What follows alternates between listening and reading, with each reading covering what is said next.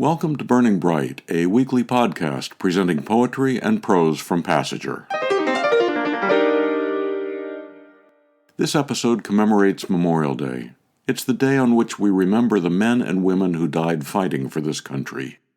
Memorial Day was first observed in 1868 to honor the sacrifices of Civil War soldiers. For a long time, it was called Decoration Day. It was the day on which we collectively decorated veterans' graves with flowers. In 1967, the holiday's name was officially changed to Memorial Day, and in 1970, its date was changed from May 30th to the last Monday in May. We're going to mark the day with 3 poems about women and World War II's effect on them. Diane Dees said that when she was a child, her mother told her lots of stories about living in London during World War II. Here's Diane Dees' poem, My Mother Sews Hats. Propaganda swing screeches from Radio Hamburg. A drunken haw-haw mimics Churchill as buzz bombs drone by, while my mother sews hats for soldiers. Seams perfect, folds to the quarter inch. Each has to pass rigid inspection. Perfect hats for England's finest. The Germans banned swing music, but in England, Charlie and his orchestra jazz Let's Go Bombing, while my mother sews hats for soldiers. She loves 3 men, her brother, her fiancé, and her brother-in-law. 2 of them are at the front. She carries their photographs. They look stunning in their stern resolve and perfect hats. My mother is Untermenschen, her brothers and sisters in God riding on slow trains. She hears that Hitler buries people alive. She will tell this tale her whole life, even to a child who craves a bedtime story. In the West End, ladies headed for the theater wear tin hats to deflect missiles. Sometimes at night, my mother goes to tea dances, where big band sounds are drowned out by sirens, and dancers foxtrot to the underground, like people buried alive. Some come up for air and never come back. Others live to spend another day, sewing hats for soldiers. My mother writes poems and plots schemes while Charlie sings, Let's go shelling where they're dwelling. She puts out fires with buckets of sand as blitzkrieg dust fills her lungs and dive bombers fill her past with volcanic matter. Hope and glory are obscured by explosive clouds. Nothing is the way it used to be, but the trains are still running in Poland. Building by building, London comes down. Man by man, soldiers go down. And my mother goes down to the factory each day. A cup of tea, a letter, a tidbit of gossip, an air raid, a funeral, a paycheck, a turn of events. Every moment rings with meaning.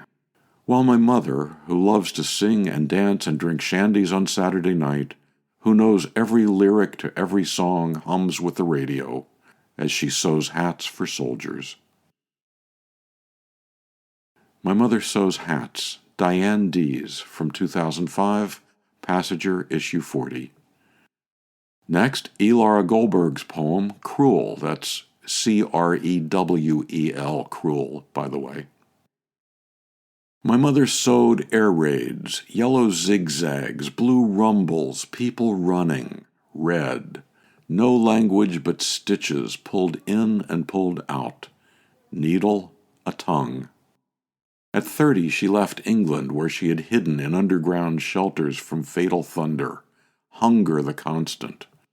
Sailed home to Cape Town, guavas, avocados, quiet. In that quiet, a bus roared. She shot under a table, crouched, her left eye trembling. That eye signaled trouble when I was late coming home, like the silence of a doodlebug before it exploded. In her mind, she was shaking, always in that air raid shelter. I couldn't get her out.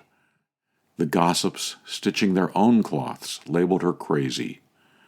Silenced, she sewed. Cruel, Laura Golberg, from Passenger, issue 56. There was a reference in that last poem to doodlebug. A doodlebug was a slang term for a German V-1 bomb was a bomb with wings, so it flew into London and exploded.